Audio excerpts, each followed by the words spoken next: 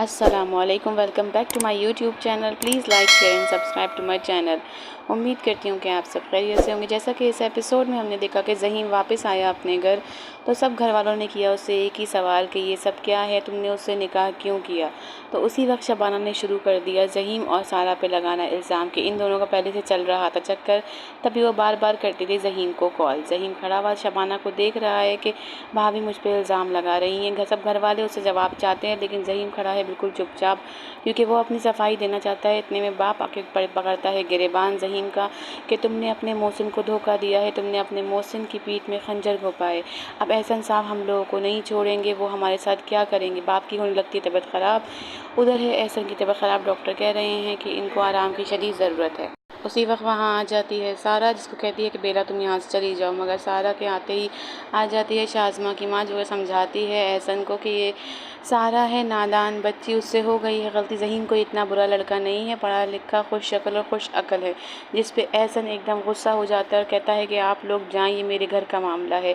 एहसन से मांग रही है सारा माफ़ी। सारा ने को नहीं कर रहा है एहसन माफ़। एहसन कह रहा है कि तुमने मेरी इज़्ज़त को नीलाम कर दिया है, तुम चली जाओ यहाँ से। तभी शाज़मा कह रही है कि तुमने बहुत बुरा किया है इसके साथ। तब एहसन कहता है कि शाज़मा ये तुम्हारा मसला नहीं है, तुम इस कमरे से जाओ। तो शाज़मा की माँ वहाँ पर वावेला मचा देती है कि ये मेरी बेटी है, इसका भी ये घर है।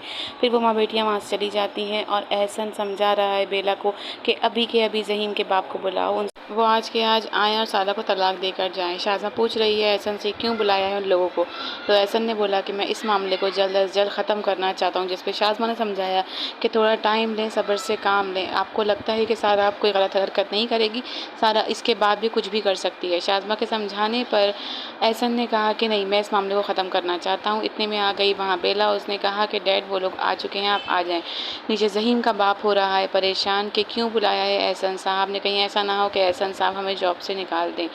इतने में एहसन आता है नीचे। ज़हीम का बाप मांग रहा होता है उनसे माफ़ी। तो ज़हीम बोलता है पापा आप नहीं मांगे माफ़ी, क्योंकि गलती हमारी नहीं है। एहसन कहता है तुमने एहसन हयात का दामाद बनने की कोशिश की, तुमने एहसन हयात की बराबरी करने की कोशिश की, तुमने मेरी बेटी को वरगला कर निकाह किया है, मैं तुम्हें पुलिस के हवाले कर दूंगा। जिस पे वो कहता है कि मैंने नहीं किया, आपकी बेटी ने अपनी मर्ज़ी से मुझसे निकाह किया है और मुझे आपके स्टेटस और आपके पैसे से कोई लेना देना नहीं है। इतने में वो कहता है कि तुम उसको छोड़ दो और सारा की शादी होगी वहाँ से। पीछे से सारा आके कहती है कि मुझे वहाँ से शादी नहीं करनी।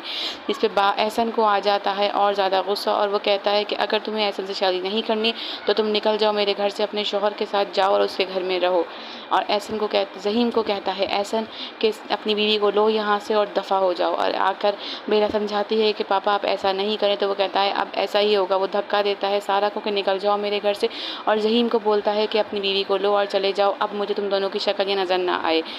ये कहते ही वहाँ सब उसकी शक्ल देख रहे होते हैं और ज़हीम पकड़ता है सारा का हाथ और ले जाता है सारा को अपने साथ। सारा खड़ी अपने बाप को गौर से देख रही है।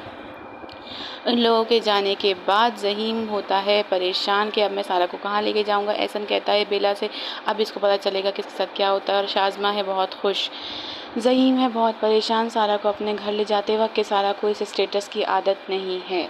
यहाँ पर शबाना के घर वालों ने आके मचाया हुआ है वावेला के सज्जो और ज़हीम का होनी चाहिए शादी, होना चाहिए निकाह। लेकिन ज़हीम की माँ अब है बहुत गुस्से में। वो कह रही है कि जो शादी होनी थी वो हो गई।